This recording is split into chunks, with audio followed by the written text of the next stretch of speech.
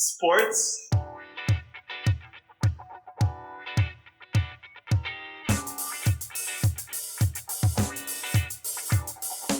Welcome to another episode of Debatable with your hosts, Nina and Kyle. I'm Nina. I'm Kyle. And with us is Ferdin. Hi, I'm Ferdin. Ferdin is the recently crowned champion, the second best speaker of the Northern Luzon InterVarsity, which Nina also won, so congratulations to Ferdin also. Yay! He's also the vice president of the Philippine Debate Union, and he's a resident Mr. Sports. Yes. He's also a heartthrob, according to many of you. That's not true.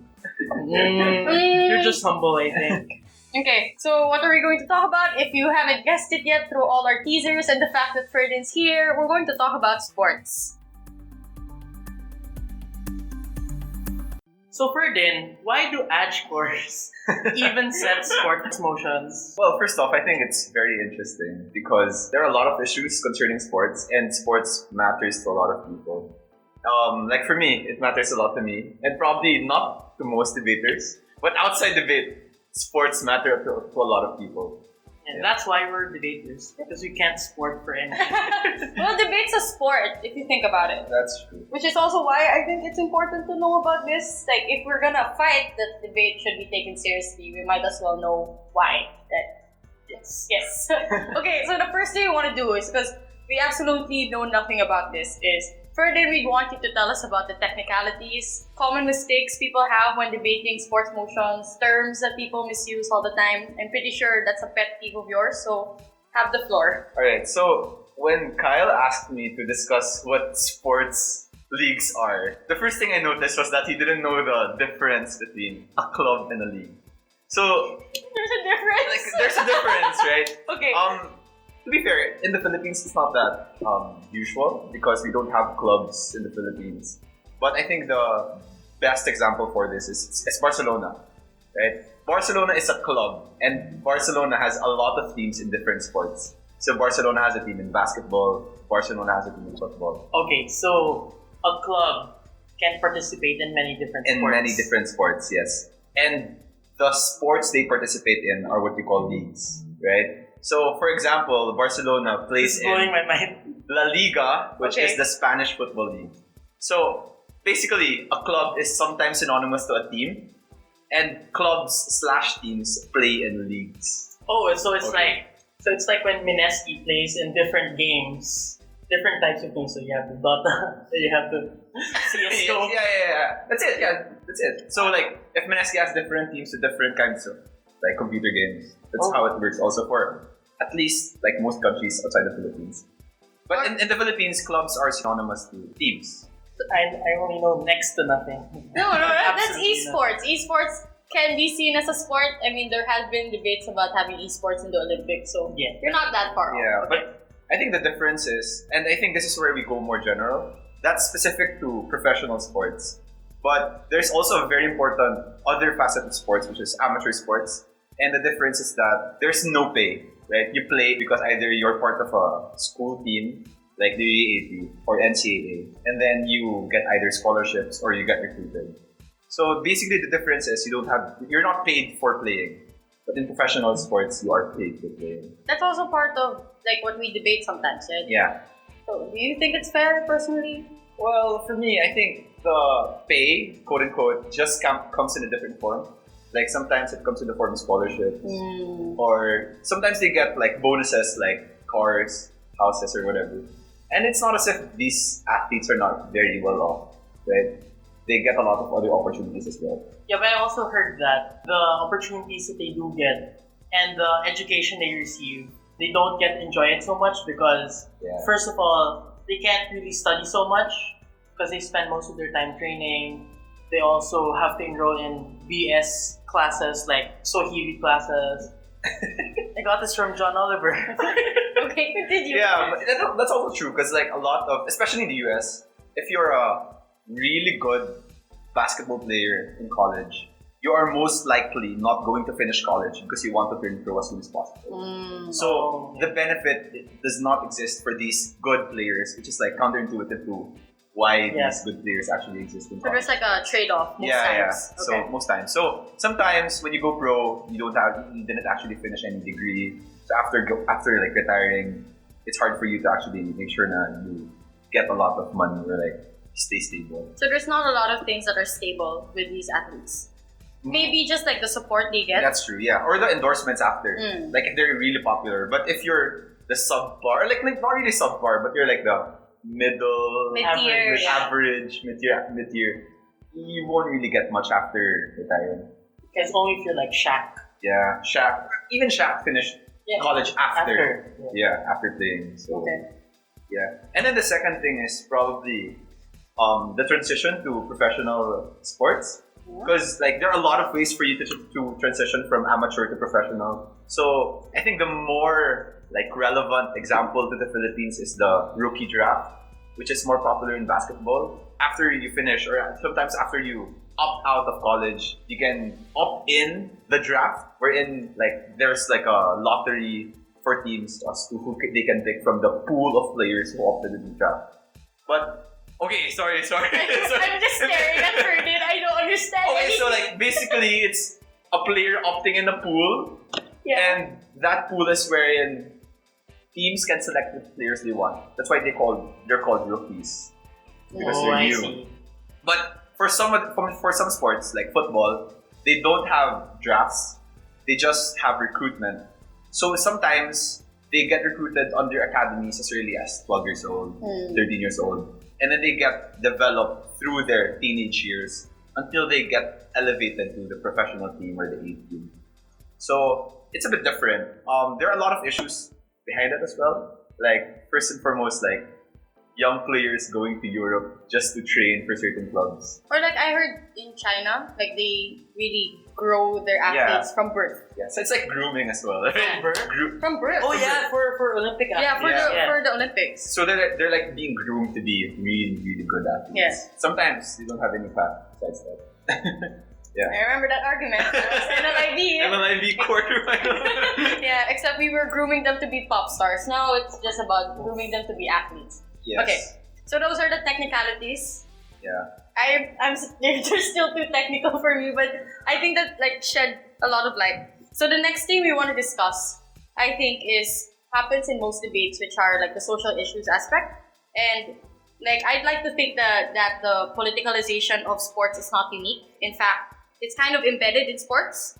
A lot of examples prove this, like how boxing was inherently racist because they used slaves and pit them against each other because of the belief that Black individuals were not worthy to be seen as athletes. It's like sabong, but for people, basically.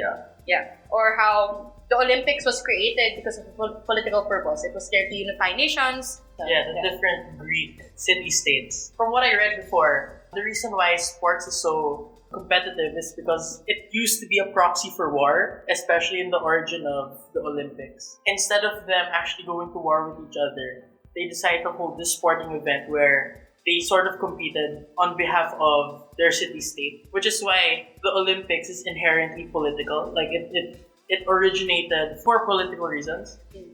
It's like Hunger Games, but for Greek city-states, right? Yeah. Basically. Yeah, so I'd like to think that sports and social issues are inherently linked. So what we want to do, the three of us, for this episode is to sort of break those issues down and make them a lot more palatable. So sports and nationality. There are a lot. Like I don't know where to start, honestly. But I think though it's very important to just pitch in just a very important characteristic of sports, at least in comparison to other debates we have, right? And it's the concept of fans. And the concept of fans is that it's like it makes sports very dynamic because clubs won't exist without the fans. Like they're the bloodline of whatever sports there are, right? Yes. And it's very important to like understand how they can influence or what the relationship is with other issues in sports such as nationality or sex, because most of the behavior of clubs or teams are influenced by what fans want them to do, right? So sometimes it goes to the extremes like hooliganism, so they actually become violent, they protest, they boycott, etc. Despite that, their demand is very inelastic. No matter what their teams do, they will still continue watching them because it's something that they really want watching, something they really have deep connection with. Like, no exceptions? Well, there are certain exceptions, like especially if you're really really crazy. Like if you're a manager of a team and you're really crazy, sometimes fans will boycott, but it's less likely to happen because they obviously want to watch their team as much as possible and as often as possible. Why do you think this bond is formed? Like, it's only in sports where I see this intense version of fans. Like, their dedication, the amount of money they're willing to spend for their teams. Yeah. It's insanely different from other fields. Supporting a celebrity or supporting like a movement. What makes sports so different? Like, why do you think people are so attached to it? Well, I think a lot of reasons, but I think the most obvious is that in most countries, not in the Philippines, but in most countries, there's a geographical nuance to your sports teams. So if you live in, for example, Barcelona or in Madrid, right? So Barcelona is part of the Catalonia region, wherein there's like really high nationalism for Catalonia separatism, etc. Right? So sometimes teams, or sometimes fans have deep connection with their teams because they feel like it represents whatever they come from.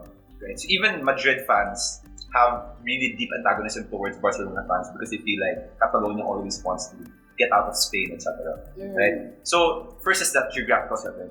But even besides that, even in the Philippines, I think it's really the viscerality of sports when people see and feel the thrill of watching the competitive nature of like human beings actually being physically active, even not being physically active, just thinking, like debate or I don't chess. think we have that kind of fans though. Yeah, to be fair, but you know, it's the competitive nature of it that makes it exciting. So I think a lot of people are hooked because of that. It might also be the fact that there's a community with which you can interact with.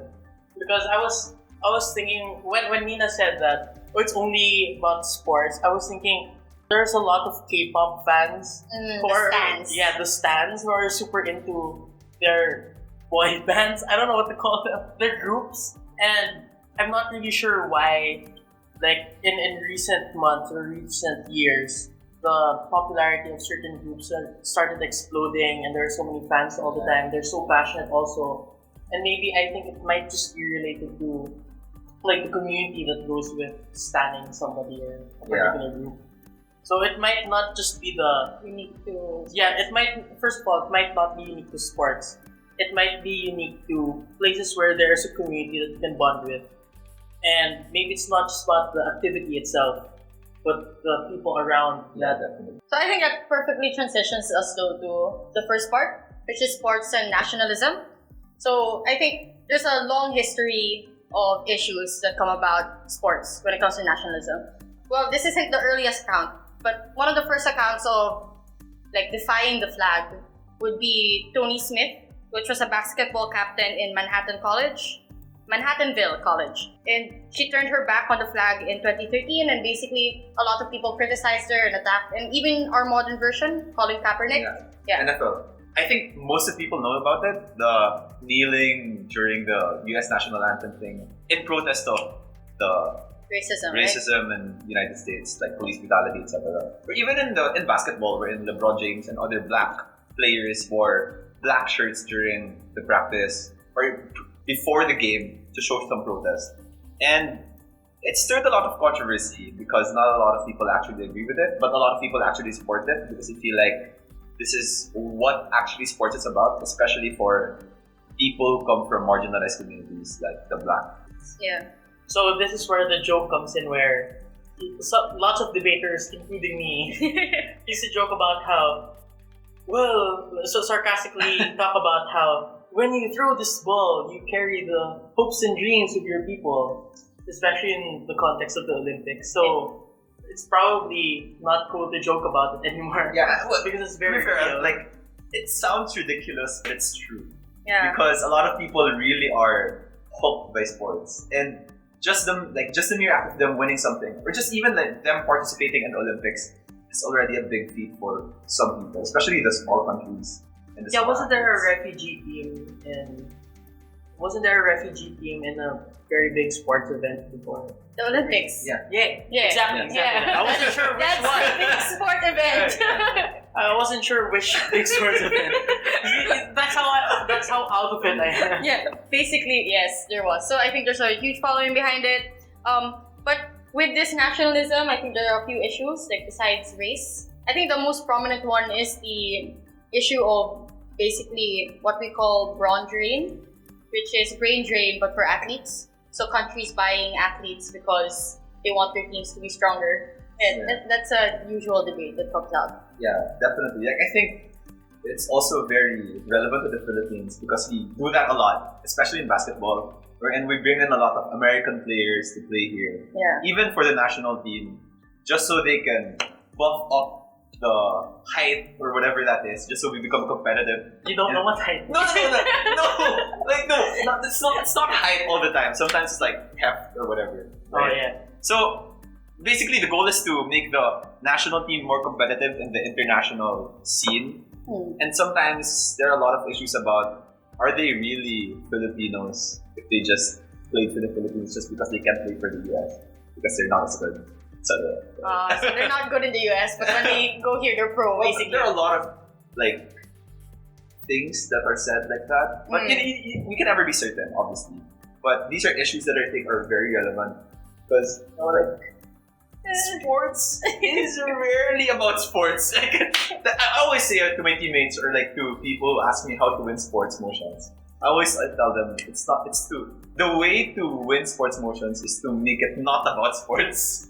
And a lot of things. Because your judges probably don't know about sports either. Well, that's a sad reality, but I think that should change. Yeah, that's why we invite. That's true. Yeah, welcome, Ferdin. So, anyway, going back to the point. So, I think race and nationality is really tied to even how certain athletes act within the field or within the court. Yeah. I think this brings us to the implicit racism that happens. Like, the reason why we import Americans is because we have this weird belief that Filipinos are inherently weaker because of some pseudoscience that claims that we're a weaker race altogether, or our genetics weren't made for basketball and we shouldn't attempt it. So this is an age-old debate, and Kyle is very passionate about this, like how science can be a liar sometimes. So in the olden times, the reason why blacks were looked down upon is because they didn't really believe that they were capable of joining sports. So you can see this in battles with Jack Johnson in 1910 versus Jim Jeffries. So Jack Johnson was a black boxer and he won his divisions. But then Jim Jeffries, who was white, was like, you're just winning because you're in your category. If you tried to defeat me, you wouldn't do well. Obviously, Jackson won. But that racism still exists. But you know why that originally came about, right? Because the pseudoscience supporting it was that the skulls of African Americans are just smaller compared to those of a white person. Are they though? No. So that's racist. But the science of the time was saying that their brains were smaller. That's why, like what you said earlier, boxing was originally about slaves, it was cockfighting, but with blacks.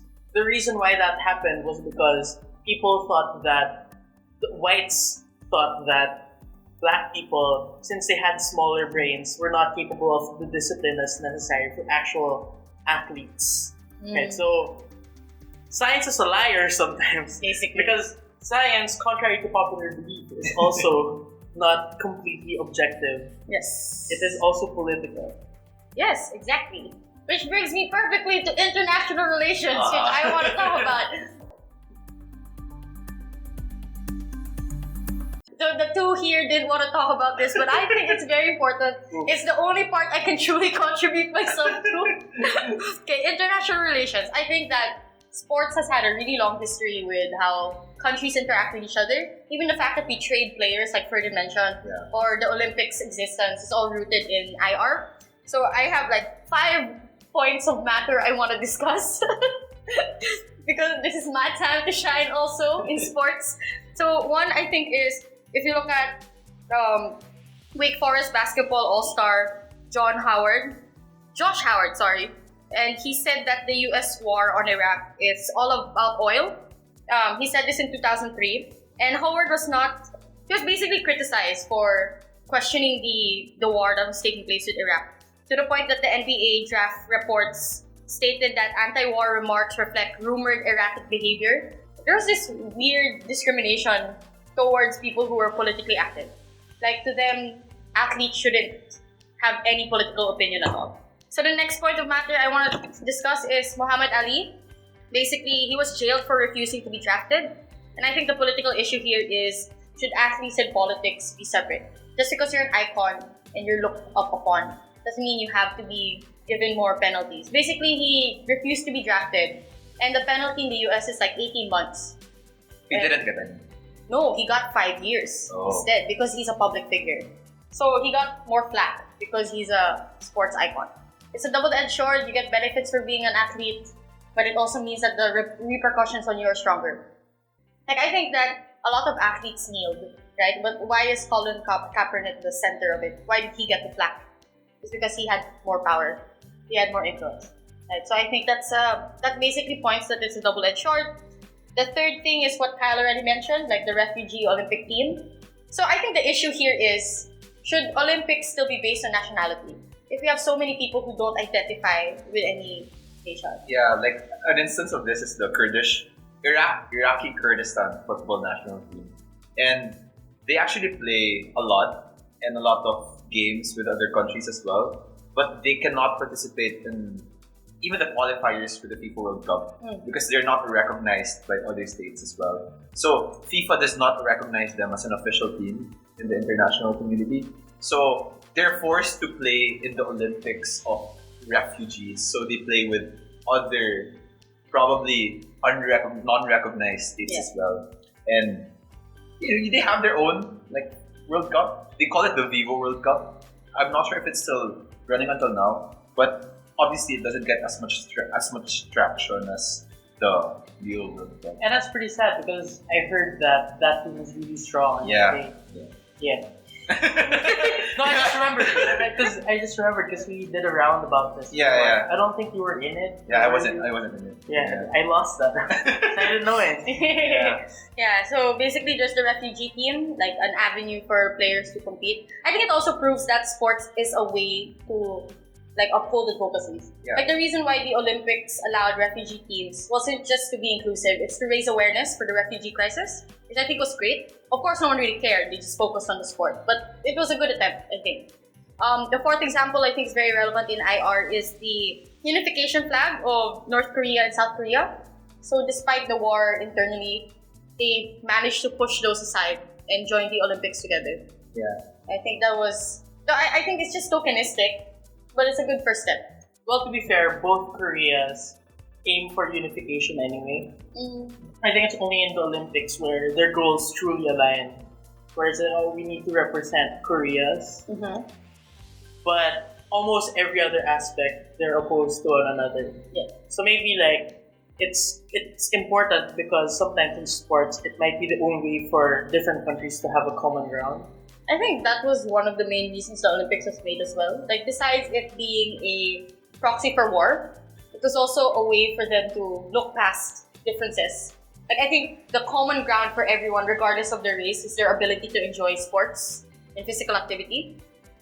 Actually, that's like the frame I usually use. Am I right, Ferdin? Yeah. Except for debaters. And I think it's pretty like sustainable because right now, like I'm just reading it, and apparently North Korea and South Korea want to jointly host the 2032 Olympics together.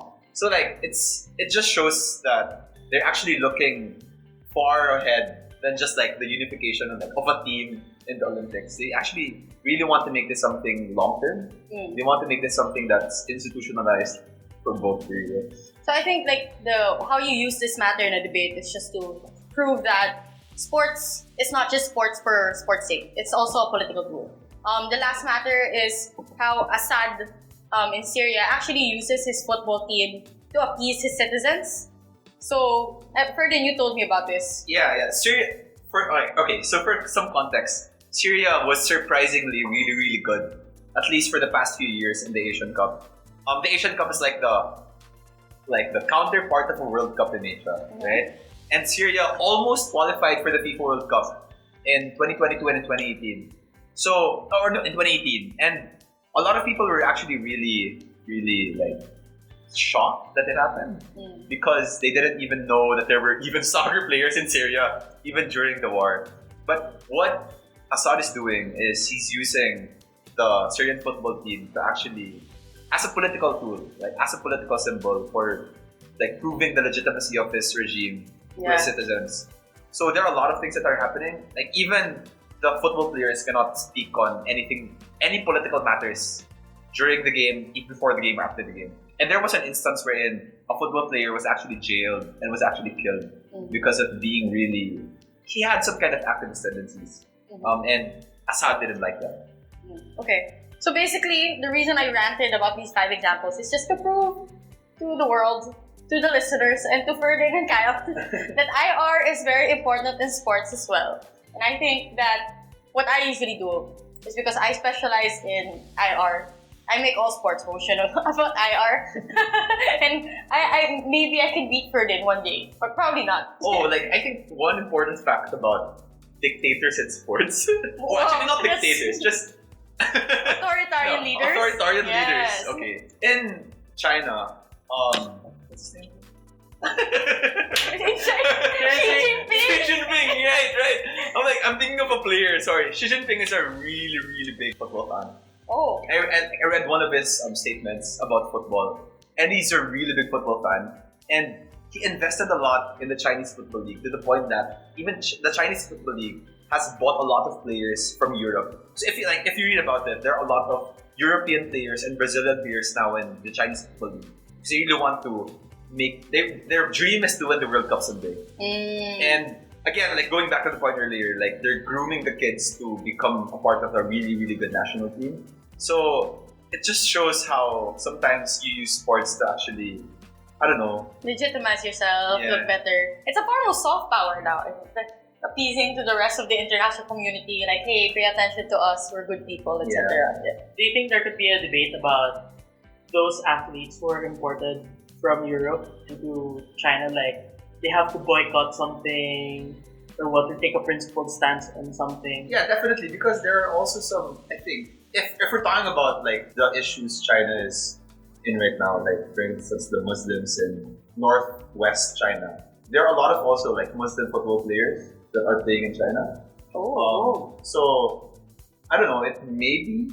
Oh, actually, there is a one basketball player in the Chinese football team who is part of the Muslim minority. Like he's literally from Xinjiang, I think. Some province that has a Muslim, like is Muslim dominated, and he's part of the national team. So probably there's some leeway for like, debate on that. Noted. Your edge courses, shout out. Okay. What do you want to end this on, Kyle? You haven't talked in a while. I literally just talked. Oh, okay, fine. By the way, the reason why I know that is because when I was watching Philippines versus China, I was so like weirded out by one particular surname in the Chinese team because all of them were like Chinese sounding names, right? I don't want to sound racist, but like you get that. It's a Chinese sounding name. Okay. Yes, but of all the places to say that. But there's this one name that sounds different from all the other names, and it's Abdul Shalamu. And it's like I searched on it, and apparently he's part of the Uyghur Muslim minority. Yes. Yeah. Okay. You know what I think is really weird about this is that, for example, in the Philippines, on one hand, a lot of people complain about foreign players who are doing really well. It's like, they're not even Filipinos. They're not even Filipinos. They don't even have the right to play here. And then at the same time, they're also the ones who are likely to say, but sports shouldn't be political. Leave the politics out of it. So there's sort of like a dissonance. Yeah, dissonance with how we treat sports in relation to politics and nationalism. It's a really beefy aspect of sports. I think because sports right now is seen as very regional or very tied to one's national identity. Yeah. Like there are motions and debates right now, in other circuits at least, about making sports nationless, like not having an element of national identity. Oh, really? So how do they compete with each other? Just brackets, I guess. As individuals, yeah. Oh. So not being part of a team, just competing as, just create your own team, or if it's a solo sport, you're not like representing a country, just representing your own name. So the argument would probably be about like the meaning of sports or the purpose of sports isn't to represent a particular area or particular country, but it's to represent human capability or humanity as a whole. Yeah, it's possible. But I would think it would create a lot of controversy. Especially now in the Philippines. Because I don't know if you know him, but we have this really good GM in chess. His name is Wesley So. And the Philippine government wasn't supporting him. So what he did was to go to the US and be a player for the US team. So now he's winning a lot of things, but he's not Filipino. He's a US citizen. Because he didn't feel the support of the Philippine government. But I think that's an argument in support of a nationless sports. So to be fair. Because in that way, we can just recognize him for who he is. And we're more likely to attribute that skill to his being Filipino as opposed to his US citizenship. Because it wouldn't matter. But maybe I'm also thinking that if that were the case, then there's less of an incentive to support them. Like, lots of sports need a lot of resources for them to get better. So if you make sports nationless, then there's literally no incentive for governments to even fund these people. That's a econ angle, I guess. Yeah? Yes, we're just debating. I think Unless the corporations step in. Right? Because they feel like sports is profitable anyway. If the government isn't there, they will just take the helm. Do it themselves. Are there Privatization of dangers? sports. Ooh. Are there dangers to sports being completely dominated by private interests like corporations? There are a lot. And at the top of my head, what I'm thinking is ticket prices. Because if you're profit-oriented, obviously, you don't have any incentive to listen to the fans. But they will watch, right? They don't Because care. the demand is inelastic. The demand is inelastic. Oh, I'm learning. So, like example of this is England football, right? A lot of business moguls are actually buying a lot of clubs in England. So, if you read about it, like Manchester City, the richest club in England right now, got bought by a business mogul from the Middle East named Sheikh Mansour. And he put a lot of money into it. But at the same time, you can argue that it's good because there's a lot of money in sports. But you lose control as to what that team actually is about if you give a lot of private interest control of that team. And do you think it might also victimize the players, the athletes themselves? Because I heard that, I read recently that, especially in sports, the way they make contracts is different in the sense that there's very little bargaining power for the athletes to get anything out of it. There are morality clauses and some other clauses in sports employment contracts that prevent an individual athlete from participating in other activities like maybe hang gliding, scuba diving. And sometimes those clauses are so vague that some people say that they should be unconstitutional. Like, this dude named John Rocker was a baseball athlete, and he signed an employment contract, saying that he shouldn't do anything that are against the best interests of baseball. So, what the hell even are the interests of baseball, and how do you violate the interests of baseball? But to be fair, what happened to him was he said bad things about gays, about immigrants, about New York, the place, and also punk rock for some reason. And that's the reason why the league was able to punish him. So my point here is that maybe in this world, it's more likely that these corporations will be able to prey on these individual athletes that aren't that good. They're not good enough to demand all these different things. Yeah. And I think this is a bit relevant. Recent motion I gave in slide up when it's a motion about 50% plus one ownership for fans, and they limit the ownership of corporations to 49%, especially in Germany. And that seeks to at least not just a piece, but just control the amount of power a corporation has over a team. And I think that's debatable as well. Yes, that's why I give it a motion, right? Yeah, but hashtag debatable. Because I think in as much as these things are important, like the way sports progresses necessitate a lot of financial capital as well. And I think corporations are just much more able to do that than states, because obviously states have other priorities as well. So it's just hard to justify you giving a lot of money into sports and not doing with other things, other priorities. But for corporations, sometimes you're just much more focused in a certain sport, and there's just much more leeway for them to actually give much more money to that certain team in sport. Okay. Yeah? Yeah. The next thing I want to discuss, which is also rather prominent, is the role of gender. Like, if you notice sports and how we view it right now, like we implicitly assign genders to sports. When you say basketball, the first thing that comes to your mind are men. Yeah. Like dribbling. Like you rarely think about the women's team. Or volleyball is predominantly like feminine in the eyes of people. Not if you watch Haikyuu, but okay. Yeah, but right, Haikyuu was made because it wanted to be a counter narrative to that stereotype. Right? So I have matter on this too, Kyle. So basically, I think that it's also subject to pseudoscience. So if blacks were seen as inferior because of their small brains, small skulls, Quote unquote small brains. quote unquote, Kyle. Like, if you only listen to that part of the podcast. If you don't, oh no. this will be used against you in the future. But yes, okay, so they're small skulls, quote unquote. Obviously not verified, proven to be untrue small skulls. Women are also discriminated because of their lack of testosterone. Yes. Right? Obviously, this is debunked, like the concept that women are weaker. So, two important matter for you to use in debates. There's Billie Jean King, who was a really great female tennis player who was challenged by a man, and she beat him. I don't know his name, he's not relevant because he was basically a sexist person, so I don't want to give him any credit. Or recently, like in figure skating, the highest score that a woman can get in a solo figure skating act is to land a triple axel. Because a quad, or spinning in the air 4 times before landing, or a quad axel, was seen to be impossible for a woman because of the biology and physiology of a woman's body in comparison to a man. But recently, just a few weeks back, Miki Ando landed a quad for the first time.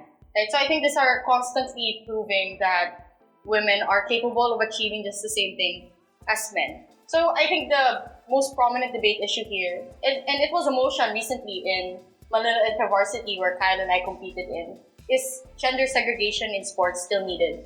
Or should we just go about making sports genderless or sexless? What did we call it?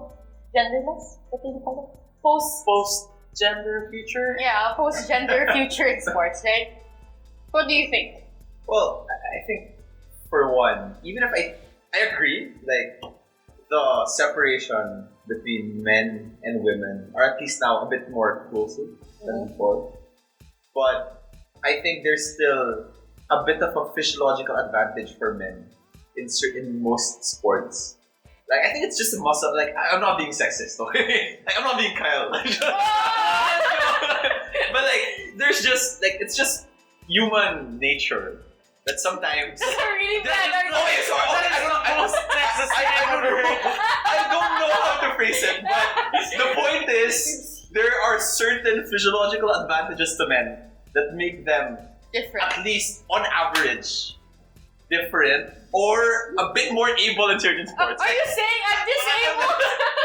Just the sheer amount of testosterone makes you have better endurance, right? In swimming or etc. Hey, but women can have high testosterone. Yeah, Wasn't that the case of Caster Semenya? Yeah. But not, and it's actually a point of controversy because the expectation is that not all women shouldn't have that level of testosterone. There's apparently probably an arbitrarily imposed level of testosterone that women should have. I didn't know that it was a thing, but apparently there is. That's why Caster Semenya was banned from competing. Where was she banned from? Okay, so the context is that Caster Semenya is really good, runner. Track and field. I'm not sure from which country, but basically, after being tested, it was found out that she had a high level of testosterone, and the International Athletics Federation, etc., eventually banned her from competing just because of that. And the basis of that is apparently because of having a high level of testosterone gave her some kind of physical advantage over other women. So there's an expectation that this is the most a woman could have for testosterone. And actually now it's pretty recent, and I think by the end of April, probably by the end of this podcast, right? I don't know, by next week, the court of arbitration for sports, the international courts, like the ICJ of sports. That's amazing. Yeah. The fact that they have that is amazing. So like they will decide whether or not the IAAF was actually wrong in ruling Caster Semenya as ineligible to compete in international sports, at least in the women category. I think the difference in testosterone level also brings in an interesting sub-issue in this debate. Like, where do transgenders therefore stand? Yeah. Especially those who are still in transitioning. Are they allowed to compete? Do they have a separate category? What category do they belong to? I think this is still a rather fresh field, so I personally don't have the answers to it. But my personal take on this is that I think that they should be given the category based on their capacity. Like the same way that the basis for having women's sports and men's sports is different physiological capabilities. Like maybe transgenders could find, especially in their transitioning phase, where they belong in that spectrum in terms of their transition. I'm not going to discredit what they identify as, but I think for the sake of the sport, their physiological capabilities becomes a factor. At least that's just my take. I think that's the correct way to phrase That's true. that argument for this. But for me though, like what's inherently abhorrent is that it's so easy to call out Caster Semenya being really, really good because she's a woman. But if you notice, no one actually calls out Michael Phelps for being really good, like crazy good. Usain Bolt for being so fast. So like, shouldn't you question like, is Usain Bolt even human? Right? Like, That's true. Like, That's true. what is human even? Like, where do we set the limits as to when something is acceptable or a physiological capacity is acceptable for it to fall under a category? Yes. Right? So that's like the sub-issue. I think this is a perfect segue though to the last thing I want to discuss, which is the role of doping. Like steroids is a really big issue in sports. If anything, it becomes like a it's not taboo, it's just like an open secret in the field, right? Well, to be fair, it depends on The field. What the sport? field, Yeah. what sport, because in many different sports, it's bad for you to use steroids. But if you remember the Mountain from Game of Thrones, he openly admitted to using steroids for weightlifting, and it turns out that steroid use is actually very acceptable in the context of weightlifting. And so I think it depends on what sport. I think the weird thing here is how do you decide? How do you decide which sport is it okay for there to be steroid use? Which sport is it not okay for there to be steroid use? Actually, there was a debate about embracing the use of steroids in sports because one argument you can use is that sports anyway is about testing the human capacity, the limits of the human body. Yeah. So what's wrong with using like additives if it's not like gonna destroy your body, if it enhances it actually? If it's assisted by science, Yeah. right? So you already have all these different techniques that are proven by science that can help you build muscle faster or perform better and all these different techniques. So what is it that makes those things different from steroids? So for example, if I make a really good, protein shake that makes you build muscle really, really fast, how is that different from something that is also artificially created, but we call it steroids?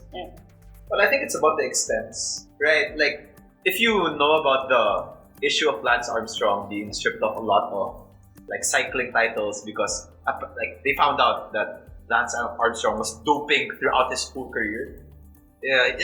Not only did it give an undue advantage to him, right? Like I think a lot of people felt not just cheated, but they feel like when you start manipulating, quote unquote, manipulating your body, you become less of what other people are, right? So if you're a fan, right, you don't want to look at an athlete who is so separate from you because you feel like that person is still a human being. That person's like probably your neighbor, probably someone you know, etc. And if you just like clearly stay away from that, like quote unquote humanity, some people might feel like you're detached from what they are and who they are. So sports is also about humanity. But again, a question here is, what constitutes human to begin Well, with? that's true. Like, let's go back to the topic about gender. There isn't really like a set gender. Like there are men, there are women. There's just various shades of gray, and we have so much science that proves that you don't have this monolithic concept that we call a man and expect the same thing to be applicable to everyone. Why do we have this concept of what a human is and we expect it to be applicable to everyone? Well, I don't know, Kyle. Kyle. It's debatable. Like, that's the point. We're not supposed to know the answers, Kyle. That's why we discuss them. I think though, like another good point is, if it's about humanity, that's one way to see it. But what about the other end of the spectrum? What if you're using steroids to keep up with everyone else? Oh. What if it's your way of equalizing yourself with the mid-tier athletes? What if you're like scrawny, like Steve Rogers at the start of Captain America? And you're just using this to become like everyone else. Is it still something that we should frown upon? I don't know. It's debatable. It's debatable. I think we've reached the point of this podcast that we've exhausted everything. Ferdin, do you have any final notes to discuss that we weren't able to cover? At least about gender or sex? Just sports in general. We're at the tail end of the podcast. We've actually reached almost 50 minutes. Oh, really? Yeah. Okay, so if anything, a very interesting facet of sports that I think we weren't able to flesh out as much is the intersection of sports and economics and business. Right? I think we discussed it slightly with privatization. I discussed this a lot with Jet. Okay. Hi, Jet. And Pep. Okay. Anyway, so like,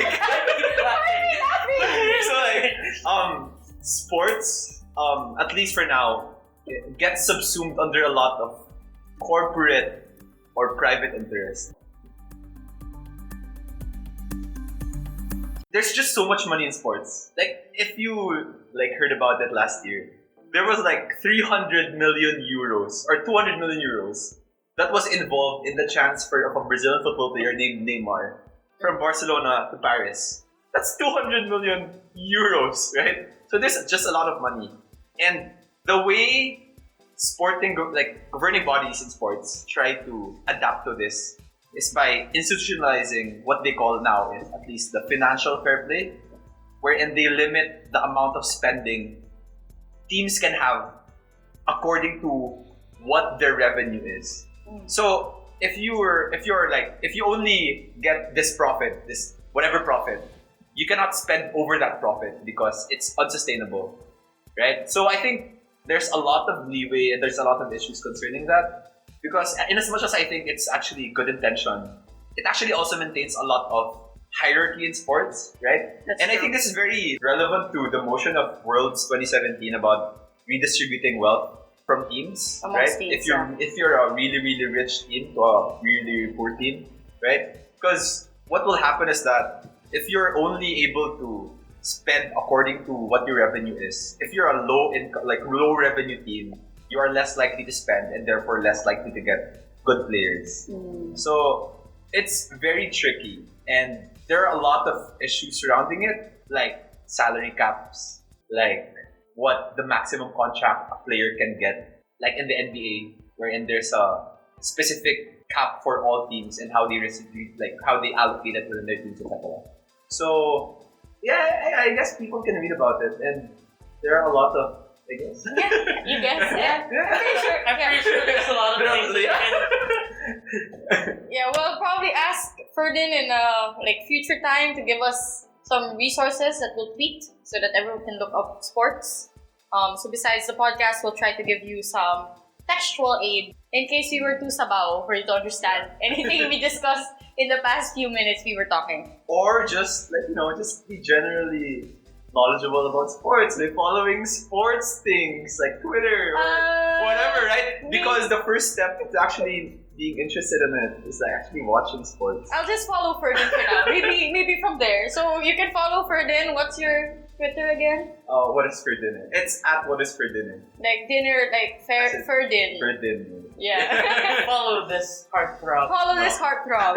Yes. Learn more about sports. Like he tweets at 3 a.m. about football matches that he stayed up late watching. During NLIV, he didn't sleep until 4 a.m. because he was busy watching a match, and we had debate rounds the next day. But he's a pro, I guess, at balancing his love for sports and debate. So sports fans in at least Southeast Asia are oppressed. Because we are forced to watch it at really, really late night. Well, you chose this life. That's true. That's true. So I think that's it. We covered a lot of things. I don't know the recap anymore. I usually give recaps, but this was just really messy. But I had fun. I also had fun. Thank you, Ferdin, for being our first guest here on Debatable. Thank you for having me. We'll have you again. Probably like sports too. If there are new developments in sports, right? So thank you for listening to this podcast. I hope you liked that we had a guest. Give us your suggestions and what you think we could change or improve in this episode. Again, I'm Nina. I'm Kyle. And I'm Ferdin. Yes, and we'll see you in the next episode of Debatable. Thank you for listening. Bye-bye. Bye-bye. Bye. Ding ding.